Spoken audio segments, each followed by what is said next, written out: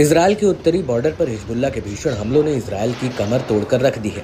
जितना नुकसान उसे गाजा युद्ध में नहीं हुआ, बल्कि उससे ज्यादा नुकसान उसे हिजबुल्ला के हमलों में हुआ।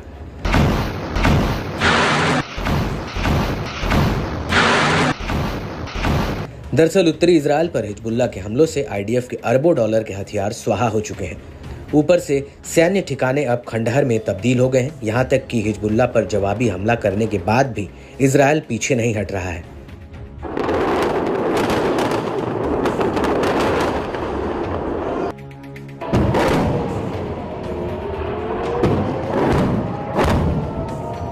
और अब उसने इसी कड़ी में इजरायली सेना पर एक और बड़ा हमला किया है।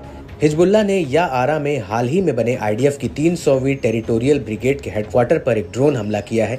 हिजबुल्ला के मुताबिक उसका ये अटैक सटीक रहा है और इस हमले के बाद हिजबुल्ला ने कफार शोबा हिल्स में आईडीएफ की सैन्य चौकियों पर दोपहर के करीब 2:20 पर 2 हमले किए हैं। इनमें से पहला हमला रोसेट अल आलम मिलिट्री साइट और दूसरा हमला अल सिमक्का मिलिट्री साइट पर हुआ है। हिजबुल्ला के मुताबिक इन हमलों के बाद एक दूसरा अटैक बायाड ब्लीडा मिलिट्री साइट पर शाम करीब 4:15 पर किया गया।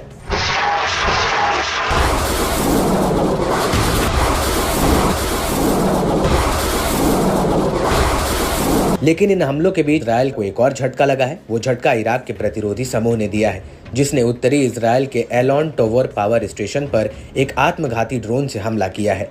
इससे पहले इराकी प्रतिरोधी समूह ने इजरायल के ओरोट रैबिन पावर प्लांट पर एक आत्मघाती ड्रोन से हमला किया था। आपको बता दें कि ये इलाका भी समुद्र तट के पास है और इन हमलों से पहले इराकी प्रतिरोधी समूह दर्जनों रॉकेट और ड्रोन्स इजरायली सेना के ठिकानों पर दाग चुका है।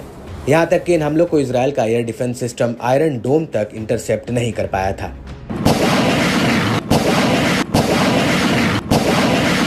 लेकिन इससे भी ज्यादा चौंकाने वाली बात यह है कि इराकी प्रतिरोधी समूह ने इजरायल पर जो हमले किए हैं उसके आंकड़े बेहद ही चौंकाने वाले हैं। दरअसल वॉशिंगटन इंस्टीट्यूट के मुताबिक 17 अक्टूबर 2023 के बाद से इराकी प्रतिरोधी समूह ने इजरायल और अमेरिका टारगेट के खिलाफ 243 हमले किए हैं। इनमें से 90 हमले इराक में अमेरिकी सैन्य अड्डों पर हुए, जबकि सीरिया में 65 हुए। वहीं इजरायल के खिलाफ प्रतिरोधी समूह ने 88 हमले किए हैं। आंकड़ों के मुताबिक इराकी प्रतिरोधी समूह ने नवंबर 2023 से मार्च 2024 तक इजरायल पर 0.009% की औसत से हमले कर रहा है। लेकिन मौजूदा समय में यह आंकड़ा औसतन प्रतिदिन 0.93 पर पहुंच गया है। इराक से जो इजरायल पर हमले हो रहे हैं वो ज्यादातर इजरायली बंदरगाह और तटवर्तीय शहरों पर केंद्रित है और बाकायदा इन हमलों का वीडियो फुटेज भी जारी किया जा रहा है।